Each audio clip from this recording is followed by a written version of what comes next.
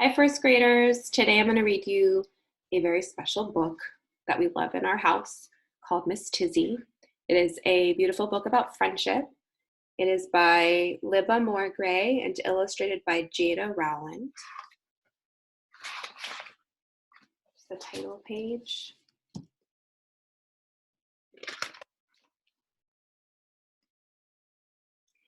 Miss Tizzy always wore a purple hat with a white flower in it and high-top green tennis shoes. The neighbors thought her peculiar, but the children loved her. Miss Tizzy's house was pink and sat like a fat blossom in the middle of a street with white houses, white fences, and very neat flower gardens. Miss Tizzy had no fence at all, but she had flowers that grew everywhere and spilled over onto the sidewalk.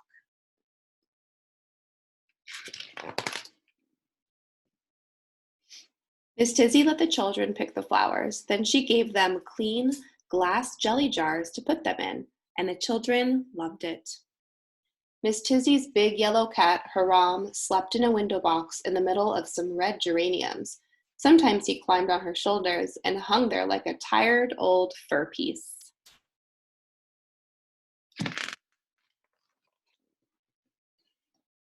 On Mondays, Miss Tizzy baked cookies. She let the neighborhood children put in the raisins and then lick the bowl while the cookies were baking. The children loved it. On Tuesdays, Miss Tizzy made puppets out of old socks. She made a puppet for each boy and girl. They made up their own stories and put on shows for Miss Tizzy. She laughed and clapped every time, and the children loved it. On Wednesdays, Miss Tizzy played her bagpipes. She gave the children spoons and pans and let them pretend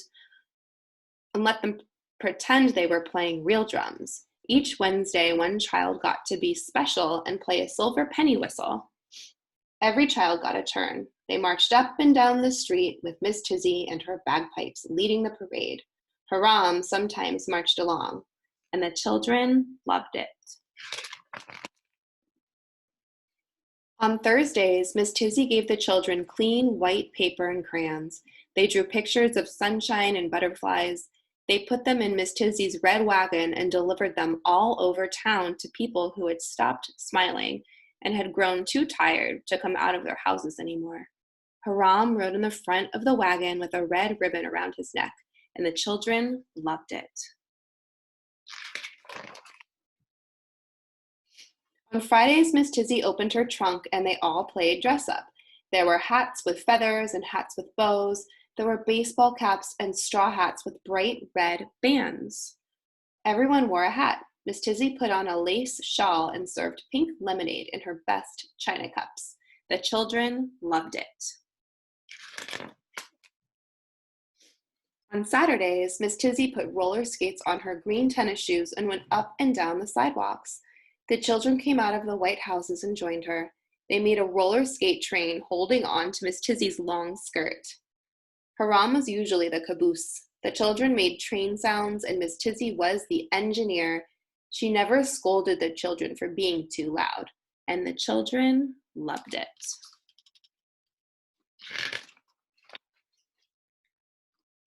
On Sundays, when the day was over, the children stretched out on bright quilts in Miss Tizzy's backyard and looked up at the stars.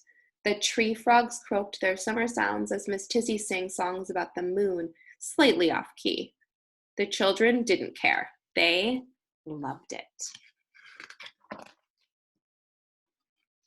One day, Miss Tizzy took off her purple hat with the white flower and laid it on the window seat. Then she took off her high-top green tennis shoes and placed them under her high white bed. Miss Tizzy lay down on her feather mattress. She was very sick. Haram left his window box and curled up at her feet.